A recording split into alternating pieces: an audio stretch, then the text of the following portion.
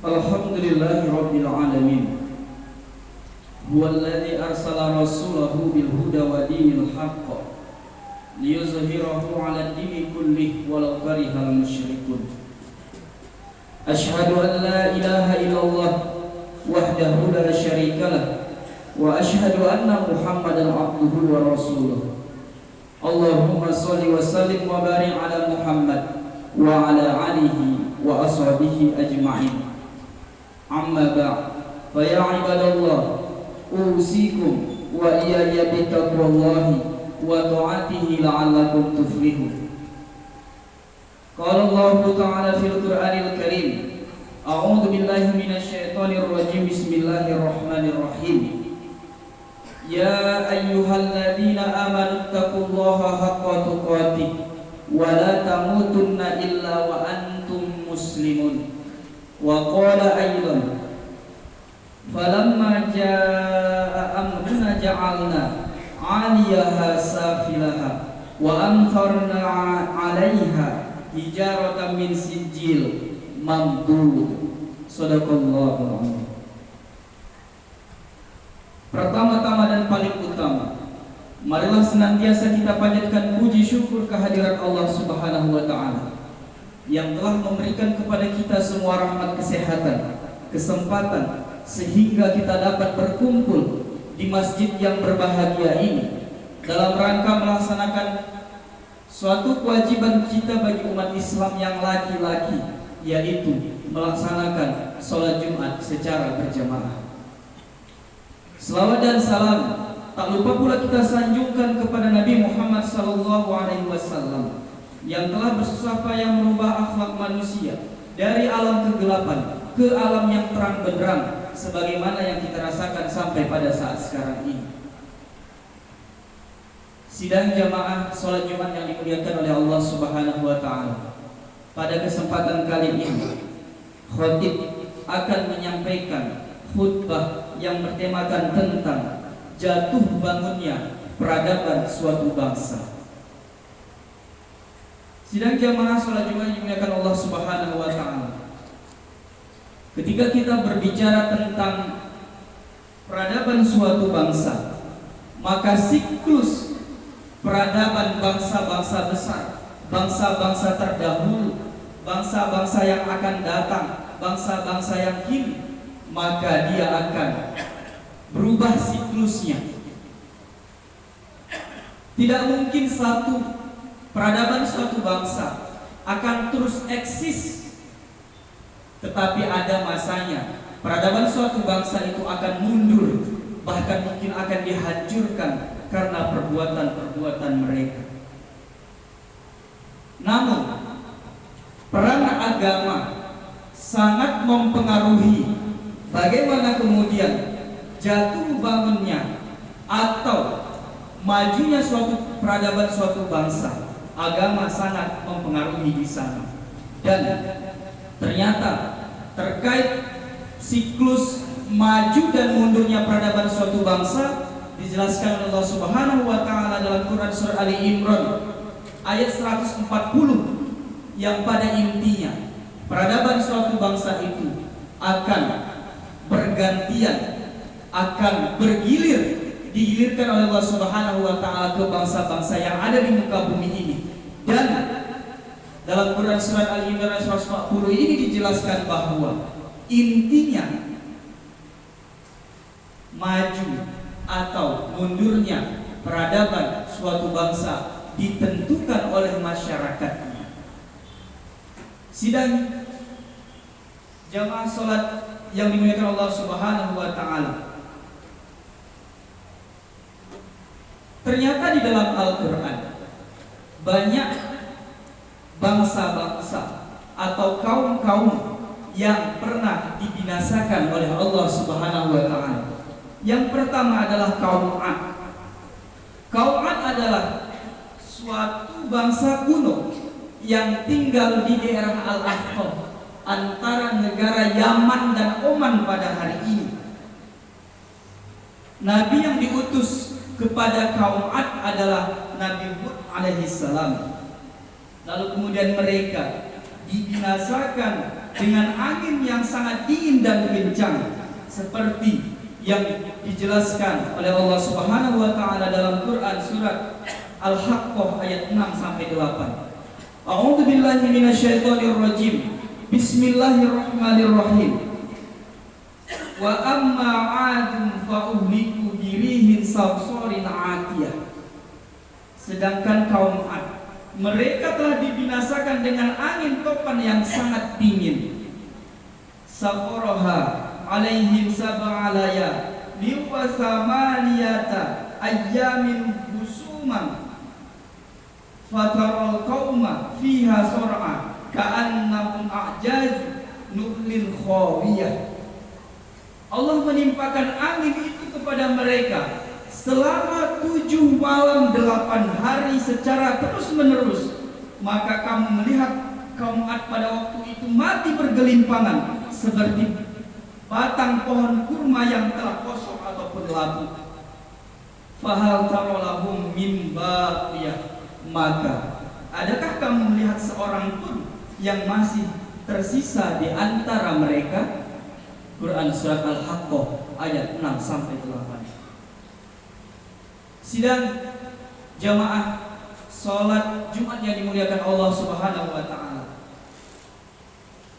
Sekitar pada tahun 1990-an, seorang arkeolog barat yang bernama Nicholas Klett mencoba meneliti di daerah Al-Ahqaf antara Yaman dan Oman pada hari ini. Nicholas Klett bersama timnya sangat serius dalam penelitian ini, dalam menemukan fosil-fosil yang diduga ada kota di bawah tanah di padang pasir di daerah Al-Ahqaf yang nanti mereka sebut dengan kota Iram, yang dulunya adalah kota daripada peradaban masa lalu. Bahkan saking seriusnya, Nicholas Klett dan timnya meminta bantuan kepada satelit NASA untuk bagaimana kemudian memetakan di daerah Al-Ahqaf tersebut.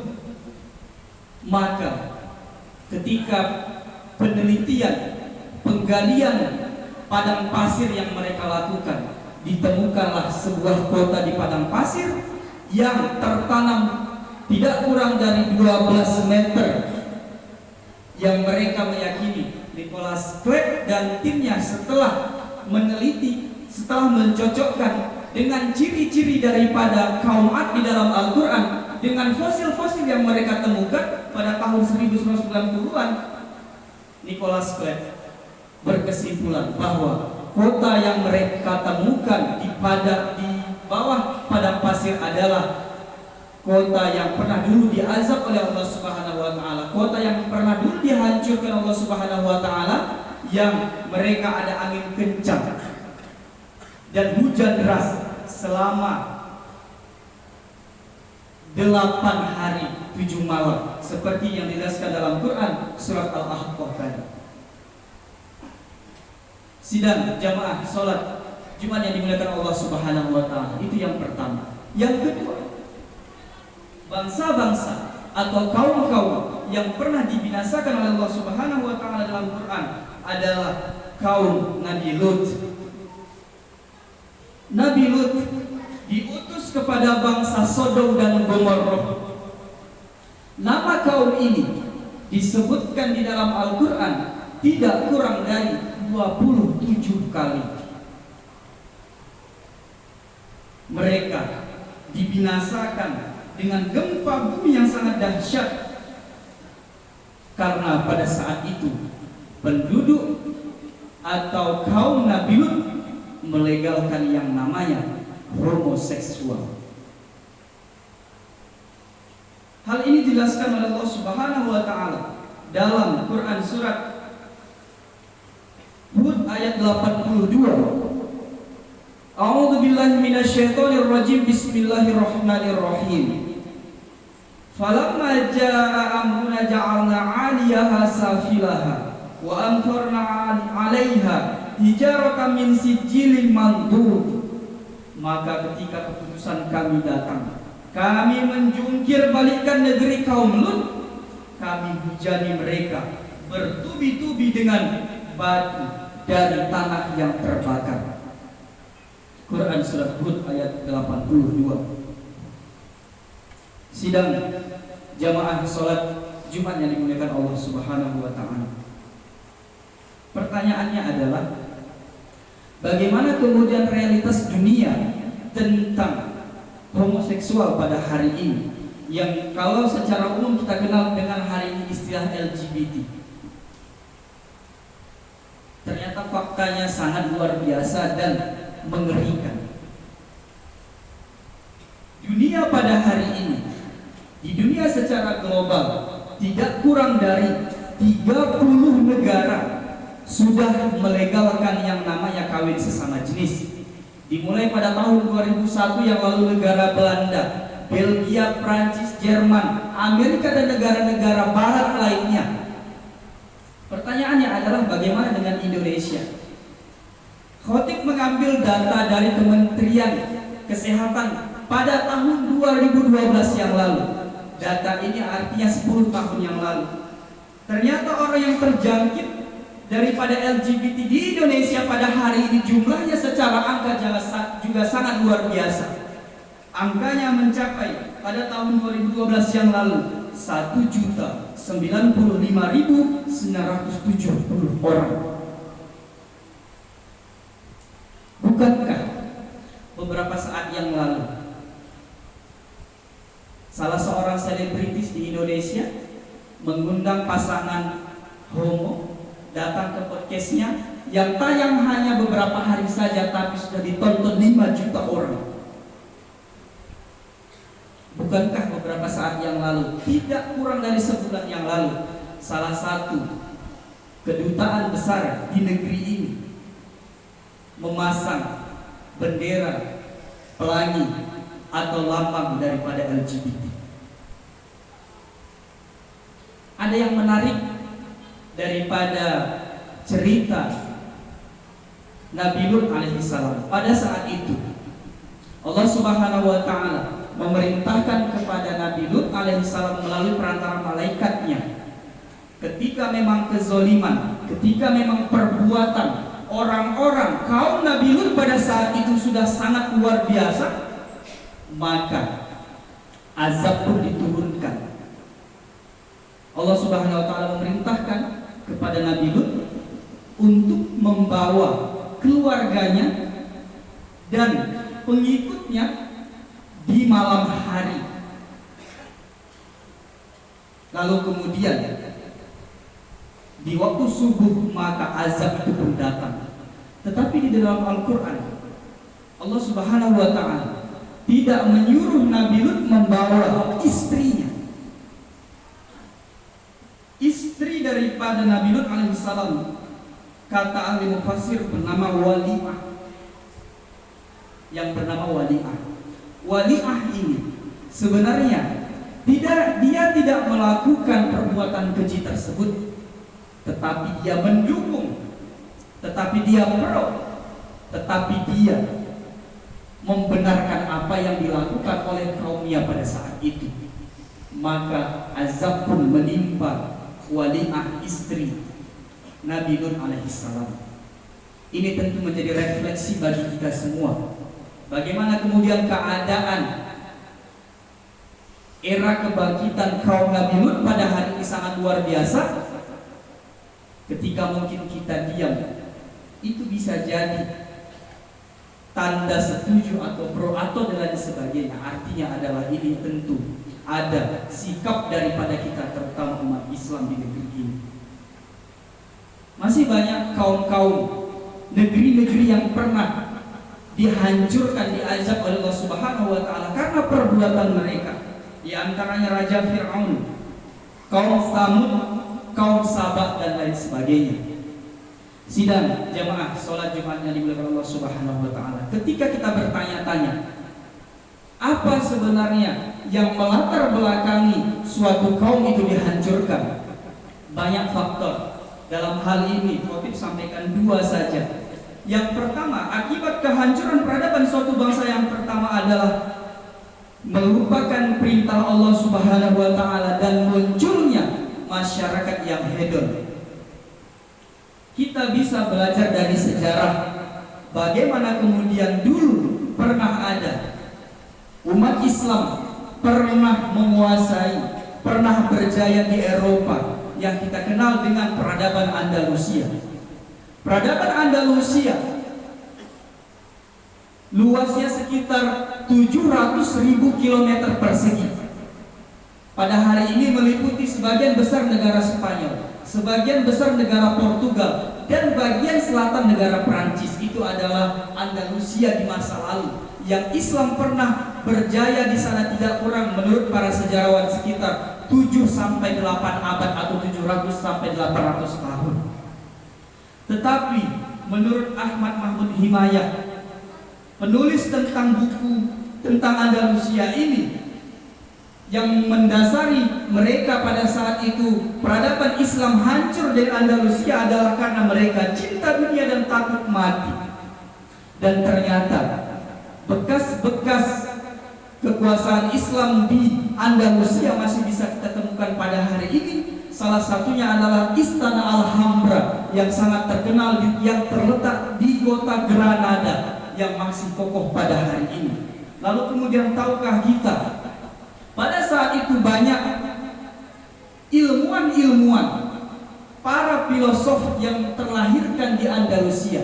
Salah satunya adalah Al-Zahrawi yang kita kenal dengan ilmu bedah modern. Kalau dunia modern pada hari ini kita kenal dengan istilah dunia operasi.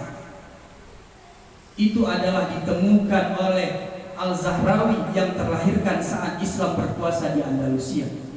Nah, Andalusia hancur karena mereka melupakan perintah Allah Subhanahu wa taala. Lalu kemudian yang kedua akibat kehancuran suatu bangsa adalah rusaknya iman dan akhlak para pemuda-pemudanya.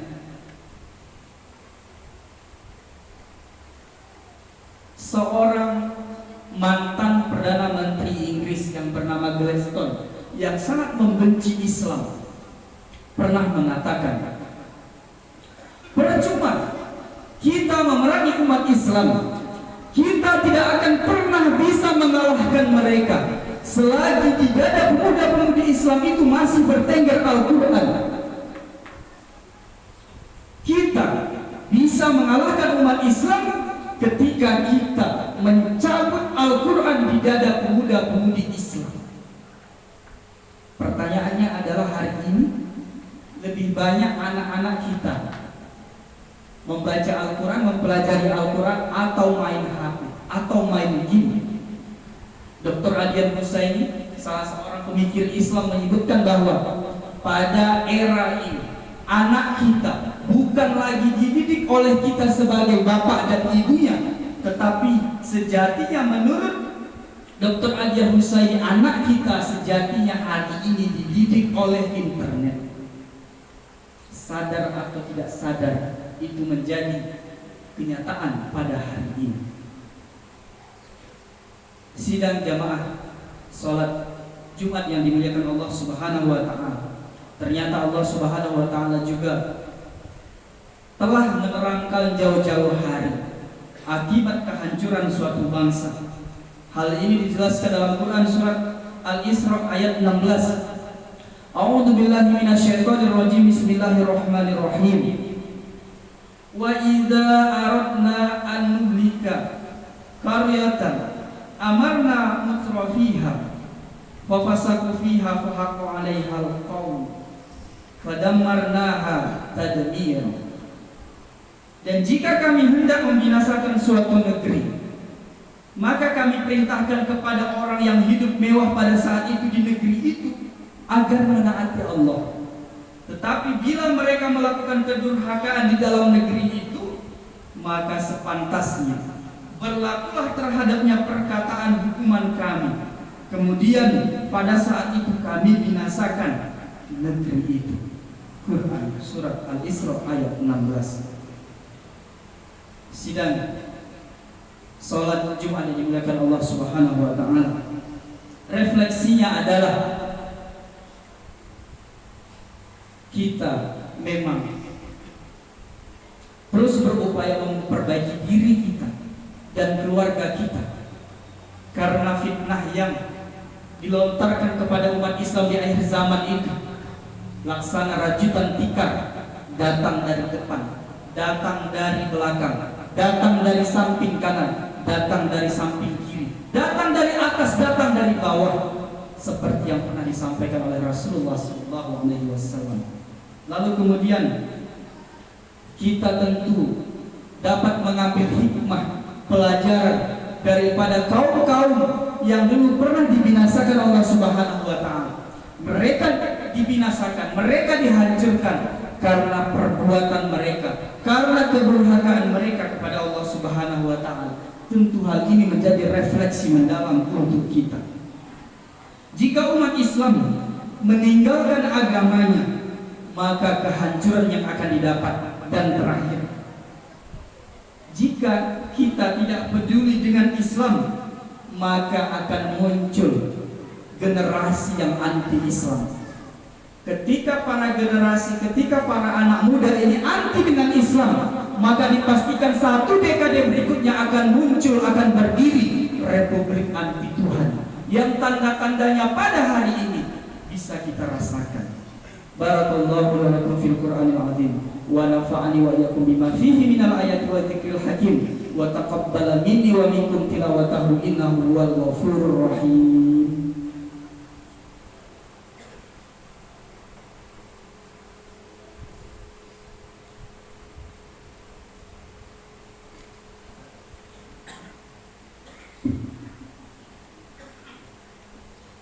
Alhamdulillahilladzi hadana li hadza wa ma kunna linahtadiya laula an hadanallah.